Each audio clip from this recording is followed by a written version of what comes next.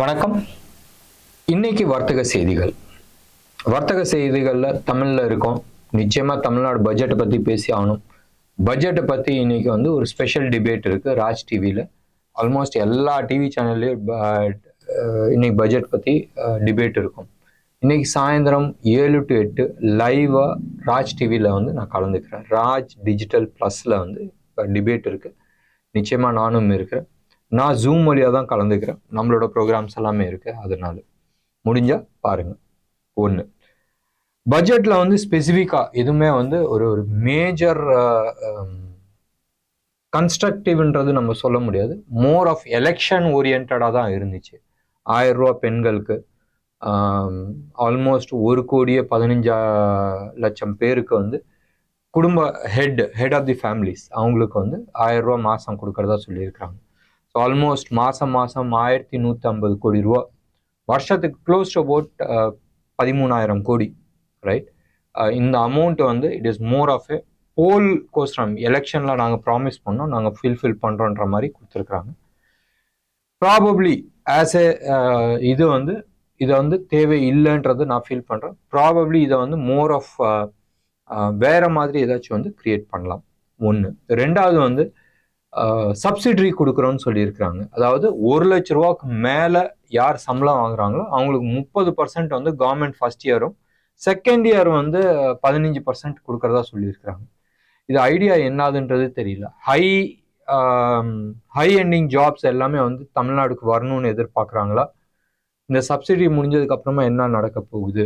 ஒன்று. ரெண்டாவது ப்ரைவேட்டாக நான் கூட கிரியேட் பண்ணலாம். ஒரு கம்பெனியை கிரியேட் பண்ணி நான் இங்கே 1 lakh சேலரி கொடுக்குறேன்றது போட்டு சப்சிடரி வாங்குறதுக்கு சான்சஸ் இருக்கு. இதை இன்டெப்த் தெரிஞ்சாதான் நம்ம கமெண்ட் பண்ணலாம். இது பிளஸ் பட்ஜெட் டெபிசிட், அதாவது வருமானம் செலவு. அந்த இதுல பட்ஜெட் டெபிசிட் நீங்க எடுத்துக்கிட்டோம்னா ஆல்மோஸ்ட் 49,250 கோடி ரூபா, ரைட்? தோ இவங்க லாஸ்ட் இயரோட இந்த வருஷம் தமிழ்நாடோட ஜிடிபியோட 3.44% தான் நாங்கள் பண்ணியிருக்கிறோம். போன வருஷம் 4.5 இருந்துச்சு, அதுக்கு முன்ன வருஷம் 3.46 இருந்துச்சு. ஸோ 0.01 குறைச்சிருக்கிறதா போட்டிருக்காங்க. பார்க்க வேண்டிய நிறைய விஷயங்கள். ஸோ கவர்மெண்ட் நிறைய இன்ட்ரெஸ்டிங் திங்ஸ்லாம் போட்டிருக்காங்க. பட் இது எல்லாமே என் கண்ணுக்கு தெரிஞ்ச சின்ன சின்ன நெகட்டிவ் பாயிண்ட்ஸ். இதே மாதிரி அடையார் ரிவர், ரைட்? கூவத்தையும் அடையாரையும் எத்தனை வருஷமா கிளீன் பண்ணிட்டு இருக்காங்கன்றது உங்களுக்கும் தெரியும். இந்த வருஷம் 1,500 கோடி ரூபா நாங்கள் செலவு பண்ண போகிறோம். அடுத்த ஒரு 1-1.5 வருஷத்துல கம்ப்ளீட்டாக கிளீன் பண்ணுறதா சொல்லியிருக்கிறாங்க. பார்க்க வேண்டிய விஷயம், அடையார் ஆத்திட்ட தான் எங்கள் வீடும் இருக்குது. நீங்கள் எடுத்துக்கிட்டிங்கன்னா நான் சைதாப்பேட்டில் இருக்கேன். அண்ட் ஃபஸ்ட்டு அதில் கலக்கிற சாக்கடை தண்ணி, ரைட்? அதை எடுத்தாவே பெரிய விஷயம். பார்க்க வேண்டிய விஷயம், அதை கண்ட்ரோல் பண்ண போகிறாங்களான்றது. நிறையா இந்தியா ஃபுல்லாக நீங்கள் எடுத்துக்கிட்டிங்கன்னா நிறைய இடத்துல ரிவர் ஃப்ரண்ட்டை, எஸ்பெஷலி சிட்டிக்குள்ளே இருக்கிற ரிவர் ஃப்ரண்ட்டை க்ளீன் பண்ணி அதை ரீக்ளைம் பண்ணி ஒரு டூரிஸ்ட் ஸ்பாட்டாக ஆக்கியிருக்கிறாங்க. அடையார் ரிவரையும் அதே மாதிரி ஒரு டூரிஸ்ட் ஸ்பாட் ஆக்குறாங்களான்றது பார்க்க வேண்டிய ஒரு விஷயம். ஒன்று. ரெண்டாவது, film city, right? Ramoji film city ஒரு 2000 ஏக்கரில் ஆந்திர பிரதேஷில் இருக்குது. பெரிய லெவலில் இருக்குது. ஆல்மோஸ்ட் எல்லா ஃபிலிம் ஷூட்டிங்கும் அங்கே போயிடுச்சு. தமிழ்நாட்டில் 500 கோடி ரூபா நாங்கள் இன்வெஸ்ட் பண்ணுறோம். அண்ட் ஒரு ஸ்பெஷல் செட்டப் போடுறதுக்கு ஏற்பாடு பண்ணுறோம். பூந்தமல்லியிட்ட போடுறதா சொல்லியிருக்காங்க. 500 கோடி ரூபான்றது ஒரு சின்ன அமௌண்ட். ஃபிலிம் இண்டஸ்ட்ரிக்கு நாங்கள் ஒரு 1000, 2000, 3000 கோடி நாங்கள் இன்வெஸ்ட் பண்ண முடியுமான்னு கேட்டால் பண்ணால் நல்லது. ஏன் பண்ணால் நல்லதுன்னு சொன்னால், இது ஃபிலிம்ன்றது நீங்கள் பார்க்காதீங்க, அது மூலமாக வர ரெவென்யூஸ். ராமோஜி ஃபிலிம் சிட்டினால மட்டும் ஹைதராபாடுக்கு எவ்வளோ பெரிய ரெவென்யூன்றது நீங்கள் பாருங்கள். இன்னைக்கு நிறைய பேர் சொல்றாங்க அது ஒரு டூரிஸ்ட் ஸ்பாட் ஆயிடுச்சு. எஸ்பெஷலி பாகுபலி ஆகட்டும், இல்லை RRRோட செட்டெல்லாம் அப்படியே வச்சிருக்கிறாங்க. அது பார்க்கறதுக்கு நிறைய பேர் போறாங்க. பட் 2000 ஏக்கர் பெரிய இடம், right? And kind of revenue அங்கே போகிறதுன்றது உங்களுக்கு நான் சொல்ல வேணும். ஒன்று.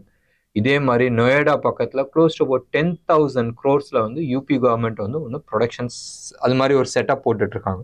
அப்படி பண்ணிட்டு இருக்கும் போதும், இந்த மெகா ஸ்கேல் இருக்கும் போதும் தமிழ்நாட்டில் ஒரு 500 கோடின்றது பத்தாத ஒரு அமௌண்ட். ப்ராபப்ளி இது ஒரு பெரிய லெவலில் பிளான் பண்ணியிருக்கோம். நம்ம அந்த விஷயத்தில் எல்லாமே போக வேணாம். இன்னொன்று வந்து டிஸ்ட்ரிக்ட் ரைட், இது வந்து ஒரு ஒரு ப்ளஸ் பாயிண்ட்ன்றதை நம்ம எடுத்துக்கலாம். எவ்ரி டிஸ்ட்ரிக்ட்ல வந்து எக்ஸ்போர்ட் ஓரியன்ட் எந்தெந்த டிஸ்ட்ரிக்ட்ல வந்து ஸ்பெஷாலிட்டி இருக்கோ அதே மாதிரி அந்த ஸ்பெஷாலிட்டிக்கு வந்து நம்ம இம்பார்ட்டன்ஸ் கொடுக்கலாம். எப்படி காஞ்சிபுரம்னா சில்க் சாரி, திண்டுக்கல்னா பூட்டு, அது மாதிரி ஒவ்வொரு ஊருக்கும் வந்து ஒரு ஸ்பெஷாலிட்டி இருக்கும். அந்தந்த டிஸ்ட்ரிக்டை வந்து அந்த ஏரியாவை வச்சு நம்ம வந்து எக்ஸ்போர்ட்டுக்கு வந்து பிளான் பண்ணலான்றது. இது லாஸ்ட் ஒரு 4 இயர்ஸா உத்தரப்பிரதேஷ்ல சூப்பர் டூப்பரா சக்சஸ் ஆயிருக்கு. அண்ட் ப்ராபப்ளி அதை ரிப்ளிகேட் பண்ணா நல்ல விஷயம். அண்ட் நிறைய பேத்துக்கு இதனால வேலை வாய்ப்பு கிடைக்கிறதுக்கான வாய்ப்புகள் இருக்கு. நம்ம ஊர் ஸ்பெஷல் ரைட், அந்த ஸ்பெஷாலிட்டியை வந்து ப்ரமோட் பண்றது வந்து இட் இஸ் ஆல்வேஸ் குட். இது வந்து ஒரு சின்ன ப்ரெசன்டேஷன் அண்ட் இன்டெப்த் டீட்டெயில்ஸ் நாளைக்கு நம்ம வந்து டிஸ்கஸ் பண்ணலாம். மோர் ஆஃப் நெகட்டிவ் சைடு தான் கொடுத்துருக்குறேன் and less of positive side கொடுத்துருக்கேன். பாசிட்டிவ் சைடில் வேற என்னென்ன இருக்குன்றது நம்ம பார்த்துட்டு நாளைக்கு டிஸ்கஸ் பண்ணலாம். ஏன் நெகட்டிவ் சைடு நான் கொடுத்தேன்னு சொன்னால், இது எல்லாமே வந்து வர எலெக்ஷனுக்கு பிளான் பண்ணி தான் கொடுத்துருக்குறாங்க. நினைச்சு பாருங்க, மத்திய பிரதேஷ்ல காங்கிரஸ் இதே மாதிரி கொடுத்து ஆட்சி நடத்த முடியாத கமுந்துச்சு. கர்நாடகாவில் கஷ்டப்பட்டு இருக்காங்க ரைட். வருஷத்துக்கு 62,000 கோடி வந்து டெபிசிட்ல, அதாவது இது மாதிரி போல் ப்ராமிஸ்கோசரம் வந்து போட்டது வந்து பிரச்சனையா இருக்கு. இதே இதுதான் வந்து தெலுங்கானாலையும் கொடுத்துருக்குறாங்க. அடுத்தது என்ன ஆக போகுதுன்றது தெரியாது. தமிழ்நாடும் இதே மாதிரி போயிட்டு இருந்துச்சுன்னு சொன்னால் வெஸ்ட் பெங்காலோட கெதி என்ன ஆச்சோ அதே கெதி தான் ஆகிறதுக்கான சான்சஸ் இருக்கு. 1970s ரைட், கல்கட்டா வந்து ஏஷியாலேயே பிகஸ்ட் இண்டஸ்ட்ரியல் ஹப். ஜப்பானோ ஹாங்காங்கோ கிடையாது. Calcutta Asia's biggest or largest financial and industrial ஹப்பா இருந்துச்சு. 80s 90s எல்லாம் கம்யூனிஸ்ட் பார்ட்டி வந்து அதை மர்டர் பண்ணிட்டதாக இப்போ ரீசெண்டாக ஒரு இன்டர்வியூ வந்துச்சு. இட் டிடன்ட் டை, அது சாகலை, கொலை பண்ணப்பட்டதுன்றது பேச்சு. இன்னைக்கு டேட்ல எத்தனை பேர் வந்து கல்கட்டா சைடில் ஃபேக்ட்ரி போட்டுட்டு இருக்காங்கன்றது உங்களுக்கு தெரியும். இதே நிலைமை தமிழ்நாட்டில் வந்துடக்கூடாதுன்றது ஒரு வேண்டுதல். சரி, நம்ம அடுத்த செய்திகள் போகலாம். ஆர்விஎன்எல் வந்து 65,000 கோடி ஆர்டர் புக் என்கிட்ட இருக்கு. ஃப்ரெஷ்ஷாக நாங்கள் வந்து ஆர்டரை எதிர்பார்க்குறோம். எங்கேருந்து? மிடில் ஈஸ்ட்ல இருந்து அண்ட் வெஸ்ட் ஏஷியால இருந்து. மிடில் ஈஸ்ட் வெஸ்ட் ஏஷியா எல்லாமே அந்த தான். நாங்கள் Saudi Arabia, UAE, Iran, Iraq அந்த சைட்ல இருந்து அவங்க எதிர்பார்க்குறாங்க. வரத்துக்கான சான்சஸ் நிறைய இருக்கு. ஆர்விஎன்எல் என்ன பண்ணிட்டு இருக்காங்க? ரயில்வே வேகன்ஸ் பண்ணிட்டு இருக்காங்க, மற்ற அலைடு எக்யூப்மெண்ட்ஸ் பண்ணிட்டு இருக்காங்க. ஸ்பைஸ் ஜெட்ல நிறைய பஞ்சாயத்து போயிட்டு இருக்கு. ஒன்று பிளெயினுக்கான இன்ஜின் இல்லை, பிளெயினுக்கான லீஸ் கட்டல, பழைய ஆளு கூட பிரச்சனை, எம்ப்ளாயிஸ் எக்கச்சக்கமாக வச்சுட்டு இருக்காங்க, பிளெயின்ஸ் இல்லை, இது மாதிரிலாம் பஞ்சாயத்து போயிட்டு இருக்கு. இது இல்லாத பேக் டோர் வழியா கோ ஏர்லைன்ஸ் அதை வந்து பர்ச்சேஸ் பண்ண போறதாக ஒரு பேச்சு அடிப்படுது. இதெல்லாம் விடுப்பா, நீ யார் யார் காசு கொடுக்கணுமோ எல்லாம் மார்ச் 31, மார்ச் 15க்குள்ள மொத்தமா செட்டில் பண்ணியே ஆகணுன்ற மாதிரி சுப்ரீம் கோர்ட் ஆர்டர் போட்டிருக்கு. பார்க்க வேண்டியது, நான் சிட்டிங் எம்பி, பிஜேபியில் இருக்கிறேன், என்ன பண்ண முடியுன்ற மாதிரி பேசிட்டு இருக்காங்க. But supreme court order election சமயத்தில் இவங்க ஒரு பேருக்கு எடுத்துக்க மாட்டாங்கன்ற ஒரு நம்பிக்கை. அண்ட் ப்ராபப்ளி ஸ்பைஸ் ஜெட் ஒழுங்கா பண்ணால் இன்னைக்கு டேட்ல டஃப் காம்படிஷன் கொடுக்கறதுக்கான சான்சஸ் இருக்கு. யாருக்கு? இண்டிகோவுக்கும் ஏர் இந்தியாவுக்கும். பார்க்கலாம் இவங்க வந்து எப்படி இந்த விஷயத்த செட்டில் பண்ணுறாங்கன்றது. அடுத்தது வந்து ஏர் இந்தியாவில் நிறைய நெகட்டிவ் நியூஸ் வந்துட்டு இருக்கு. பட் ஆஃப் லேட் ஸ்லோவா பாசிட்டிவ் நியூஸ் வந்துகிட்டு இருக்கு. Air India and Tata advance system இவங்க 2 பேரும் சேர்ந்து 2,300 கோடி ரூபா கர்நாடகாவில் இன்வெஸ்ட் பண்றாங்க. எதுக்கு? எம்ஆர்ஓனா மெயின்டெனன்ஸ், ரிப்பேர் அண்ட் ஓவர்ஹால். இது வந்து அவங்களோட பிளெயின்ஸை வந்து சர்வீஸ் பண்றதுக்கான ஒரு சென்டர். டெஃபினட்டா இந்தியா வந்து பிஃபோர் 1945 ரைட், உலகத்துல 5 இடத்துல தான் வந்து பிளெயின் சர்வீஸ் பண்ணுவாங்க. அந்த 5 இடத்துல இந்தியா வந்து பிரதானமான இடமா இருந்துச்சு. ஏன் போஸ்ட் இண்டிபெண்டன்ஸ் 1947க்கு அப்புறமா அந்த இடத்த விட்டு கொடுத்தாங்கன்றது தெரியல. நம்ம அந்த பாலிடிக்ஸ்குள்ள போகணும். பட் ஹாப்பி தட் இப்போ ஆல்மோஸ்ட் ஒரு 4,000-5,000 பிளேன் இந்தியாவில் இருக்கும் போதும் நம்ம ஊர்ல மெயின்டெனன்ஸ் பண்றது முக்கியமான விஷயம். அட்லீஸ்ட் ஏர் இந்தியா அவங்களோட பேஸ் வந்து எஸ்டாப்ளிஷ் பண்ணிட்டு இருக்காங்க. ஒரு நல்ல ஒரு பாசிட்டிவான நியூஸ். பேடிஎம் இன்னைக்கு 5% அப்பர் சர்க்கியூட், ரைட்? ஏன்? பேடிஎம் பேங்க்ல இருந்து அவனோட லிங்கை எடுத்து ஆக்சஸோட போட்டான். ஸோ அவங்களோட மேஜர் பேடிஎம் அந்த இது இருக்குல்ல, கியூஆர் கோட் ஸ்கேனிங்கு, அது இந்த பாக்ஸு, அதுக்கப்புறமா இந்த ஸ்வைப்பிங் மிஷின், இது எல்லாமே வந்து ஒர்க் ஆகும், செட்டில்மெண்ட்ஸ் ஆகும். அவங்க பிரச்சனை வந்து பேங்கோட முடிஞ்சு போச்சு. சத்தியமா அது முடியாது. ஏன் முடியாதுன்னு சொன்னால், அதுல இடி போய் இன்வெஸ்டிகேட் பண்ணுவாங்க, அதுல என்ன மணி லாண்டரிங் இருந்துச்சு, யார் யாருக்கெல்லாம் வந்து கேஒய்சி ப்ராப்பரா இல்லாத மணி டிரான்சாக்ஷன் பண்ண விட்டாங்கன்னா அந்த பஞ்சாயத்து தனியா இருக்கு. அட்லீஸ்ட் நான் கம்பெனியை காப்பாத்திட்டேன்றது ஒரு அட்வான்டேஜ் இருக்கு. பார்க்க வேண்டியது இதுக்கு ரேலி கண்டினியூ ஆக போகுதான்றது.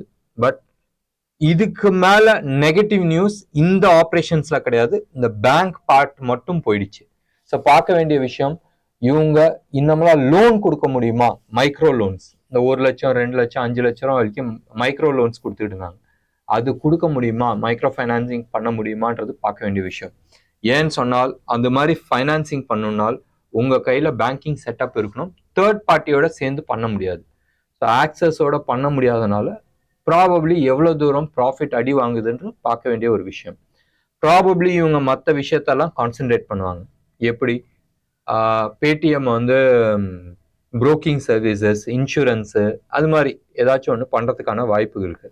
பட் ஒரு பெரிய ஒரு நல்ல ஆப்பர்ச்சுனிட்டியாக ஏன் விட்டாங்கன்றது தெரியாது. வேணுன்றதுக்கோசரம் விட்டாங்களா இல்லை ரிஸ்க் எடுத்து மாட்டிக்கிட்டாங்களான்றது தெரியாது. வரும்போதும் நம்ம பார்த்துக்கலாம். யூஎஸ் ஸ்டாக் பயங்கரமான ஒரு ரேலியில போயிட்டு இருந்துச்சு. ஆனால் அவங்களும் வந்து ஒரு நியூ ஆல் டைம் ஹை போயிட்டு அங்கேயும் ஒரு பிரேக் அடிச்சிருக்கு. என்ன பிரேக்கு? மிடில் ஈஸ்ட் பிரச்சனை, ரெட் சி பிரச்சனை, க்ரூட் ஆயில் ஹையா இருக்கு அண்ட் இன்ஃப்ளேஷன்ஸ் ஜாஸ்தியா இருக்கு. இது எல்லாமே வந்து கம்த்து விட்டுருமான்றது ஒரு கேள்வியா இருக்கு. பார்க்க வேண்டியது இன்னைக்கு யூஎஸ் மார்க்கெட் எப்படி பர்ஃபார்ம் பண்ண போகுதுன்றது. அடுத்தது ஜொமேட்டோ.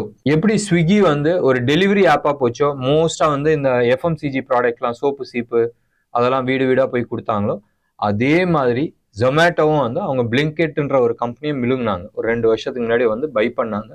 அது மூலமா ஜிப்டோன்னு ஒன்று கேள்விப்பட்டிருப்பீங்களா? ஃபோன் பண்ணி சொன்னா 10 நிமிஷத்துல எடுத்துட்டு வந்து கொடுக்குறேன், சாக்லேட்டு, கேக்கு, பிஸ்கெட்டு, உங்களுக்கு வீட்டுக்கான பொருள் இதெல்லாம். அதே மாதிரி நாங்களும் பண்ண போறோம்ன்ற மாதிரி கொடுத்துருக்குறாங்க. அண்ட் இவங்க இதுக்கான சப்ளை செயின் செட்டப் வந்து இவங்களே பண்ண போறதா பேசியிருக்கிறாங்க. ப்ராபப்ளி மற்ற இ-காமர்ஸ் சைட்டோட நாங்கள் டைப் வச்சு பண்ண போறோம்ன்ற மாதிரி சொல்லியிருக்கிறாங்க. பார்க்கலாம் இதனால ஜொமேட்டோக்கு வந்து என்ன லாபம் இருக்குன்றது பார்க்க வேண்டிய ஒரு விஷயம். 2 company full fledge semiconductor fabrication unit இந்தியாவில் போட போறதாக பேச்சு வந்திருக்கு. இதுக்கான மினிஸ்டர் வந்து சென்ட்ரல் மினிஸ்டர் வந்து அனௌன்ஸ் பண்ணியிருக்காரு. ஒன்று இஸ்ரேல் பேஸ்ட் கம்பெனி, இன்னொன்று நம்ம டாடா குரூப். இவங்க 2 பேருமே வந்து ஃபுல் ஃபிளெஜ்ல வந்து போட போறாங்க. மிக விரைவில் அதுக்கான அனௌன்ஸ்மெண்ட் வரும். ஆஃப் லேட் நீங்க பாருங்களா, இந்தியாவில் வந்து நிறைய விஷயங்கள் இந்தியாவில் நடந்துட்டு இருக்கு. அது ஃபேப்ரிகேஷன் ஆகட்டும், இல்லை டெக்னாலஜி ஆகட்டும், அதுக்கான எக்கோ சிஸ்டம், கேஸ் ஆகட்டும், ஃபேபர் அந்த இது இருக்குல்ல, அதெல்லாமே இருக்கு. எல்லாமே வந்து மேனுஃபேக்சரிங் பண்ண ஆரம்பிச்சிருக்காங்க. ஸோ இது வந்து அசம்பிளிங் யூனிட் அண்ட் ஆர்என்டி பெரிய லெவலில் பண்ண ஆரம்பிச்சால் இந்தியா வந்து ப்ரொடக்ஷன் சைட்லேயும் இருக்கும், டெவலப்மெண்ட் சைட்லேயும் இருக்கும், ஃபேப்ரிகேஷன் சைட்லேயும் இருக்கும், ஆர் மேனுஃபேக்சரிங் சைட்லேயும் இருக்கும். இருந்துச்சுன்னு சொன்னால் ஒரு சரியான ஒரு ஃபயரிங் இருக்கிறதுக்கான சான்சஸ் இருக்கு. இந்தியா ஆஃப் லேட் வந்து சர்வீஸ் செக்டார்ல இருந்து நம்ம வந்து manufacturing sector and R&D sector, இந்த 2 செக்டாரும் சேர்ந்து வரும்போதும் பெரிய லெவல்ல டெவலப்மெண்ட் வரதுக்கான வாய்ப்புகள் உண்டு. வெயிட் பண்ணி பார்க்கலாம். அடுத்த ஒரு 3-4 வருஷத்துல வந்து இதுக்கான ரிசல்ட்ஸ் வரும். அட்லீஸ்ட் நம்ம காலகட்டத்தில் ஒரு பாசிட்டிவ் சைட்ல பார்க்கறதுக்கான வாய்ப்புகள் உண்டு. அடுத்தது ஒரு company, wine, India's largest wine maker Sula wines, right? Sula vineyards. இவங்க வந்து ஓப்பன் மார்க்கெட்ல வந்து அவங்களோட பொசிஷன்ஸ் வாங்குறாங்க. வேற ஒரு கம்பெனி பெர்லின் இன்வெஸ்ட்ன்ற ஒரு ஏஷியன் கம்பெனி, அவங்களோட என்டையர் ஸ்டேக் 8% டிஸ்கவுண்ட்ல 7 லட்சம் 70 லட்சம் ஷேர்ஸை வந்து மார்க்கெட்ல இறக்குறாங்க. 8% டிஸ்கவுண்ட்ல. பார்க்க வேண்டிய விஷயம், எவ்வளவு தூரம் அந்த ஸ்டாக் வந்து இந்த லெவல்ல இருந்து மூவ் ஆக போகுதுன்றது பார்க்க வேண்டிய விஷயம். நான் சார்ட் பார்க்கல. நாளைக்கு உத்தம்ஸ் பார்வையில வந்து இந்த பர்டிகுலர் ஸ்டாக்கை வந்து நம்ம டிஸ்கஸ் பண்ணலாம்.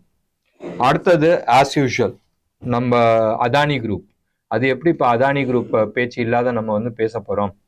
அதானி குரூப் மீண்டும் அவங்களோட பிரச்சனையெல்லாம் தீர்த்துட்டு லாஸ்ட் ஒரு 1 இயர் பீரியடில் எல்லா பிரச்சனையும் தீர்த்துட்டு மறுபடியும் அவங்களோட ஃபேவரட் திங்ஸ், என்னது favourite things? Fresh investments, right? Adani group வந்து அவங்களோட airport business and green hydrogen business இது ரெண்டுமே வந்து பிரேக் அடிச்சு நிப்பாட்டி இருந்தாங்க. எஸ்பெஷலி கிரீன் ஹைட்ரஜன் பிஸ்னஸ் வந்து பிரேக் அடிச்சு நிப்பாட்டி இருந்தாங்க. மீண்டும் அந்த பிஸ்னஸ்ல வந்து ஒரு பெரிய இன்வெஸ்ட்மெண்ட் பண்றதுக்கு ரெடி ஆயிட்டு இருக்காங்க. Almost $2.6 billion. $2.6 பில்லியன்ன்றது close to about 20,000 crore, right? 25,000 கோடி, 22,000 கோடி இன்வெஸ்ட்மெண்ட் அமௌண்ட்டை வந்து எடுத்துட்டு வராங்க. எதுக்கு? எக்ஸ்பேன்ஷன் ஆஃப் ஏர்போர்ட் பிஸ்னஸ், இன்னொன்று வந்து கிரீன்ஃபீல்ட் ஹைட்ரஜன் மேனுஃபேக்சரிங். நான் ஏற்கனவே சொல்லிட்டு இருந்தேன், இந்தியாவில் ஹைட்ரஜன் பெரிய லெவலில் வந்து ப்ரொடக்ஷன் பண்ணுறதுக்கான சான்சஸ் நிறைய இருக்கு. ப்ராபப்ளி தமிழ்நாடு கவர்மெண்ட்டும் இந்த ஹைட்ரஜன் ப்ரொடக்ஷனுக்கான செட்டப் பண்ணி கொடுத்துருந்தா நல்லா இருந்திருக்கும். ப்ராபப்ளி நம்மளுக்கு வந்து இந்த பவர் பிளான்ட்டுக்கெலாம் வந்து கேஸோ இல்லை கோலோ இல்லைன்றது கவலைப்பட்டிருக்காங்க. That's okay. கவர்மெண்ட் வந்து சில இது பிளான் பண்ணிட்டு இருக்கு. இந்த தர வந்து ஹெவியா ஒரு இன்வெஸ்ட்மெண்ட் வந்து சோலார் பவர் பிளான்ட்ல வந்து போடுறாங்க. பார்க்க வேண்டிய விஷயம், இதுல கவர்மெண்ட்டுக்குன்னு விட்டுருங்க, பொதுமக்கள் நம்மளுக்கு வந்து என்ன பெனிஃபிட் வருதுன்றது பார்க்க வேண்டிய ஒரு விஷயம். ஸோ கிரீன் ஹைட்ரஜன் ப்ராஜெக்ட்க்கு 2,300 crores அதானி குரூப் வந்து இன்வெஸ்ட் பண்ணுது. என்ன நேர்களே, இன்னைக்கு ப்ரோக்ராம் எப்படி இருந்துச்சு, செய்திகள் எப்படி இருந்துச்சு, இன்னமும் டீட்டெயிலாக சார்ட் வச்சு எந்தெந்த ஸ்டாக் வந்து இந்த ஒரு பர்டிகுலர் நியூஸ்னால ஏற போகுது இல்லை இறங்க போகுது இல்லை இம்பேக்ட் எப்படி இருக்கணும்னு நீங்கள் சொல்லணும்னு விருப்பப்பட்டா சொல்லுங்கள். ப்ராபப்ளி இன்னும் கொஞ்சம் டீட்டெயிலாக வந்து நம்ம நியூஸ் பண்ணலாம். ப்ரோக்ராம் பிடிச்சிருந்துச்சுன்னா லைக் பண்ணுங்கள், ஷேர் பண்ணுங்கள், சப்ஸ்கிரைப் பண்ணுங்கள். நன்றி, வணக்கம்.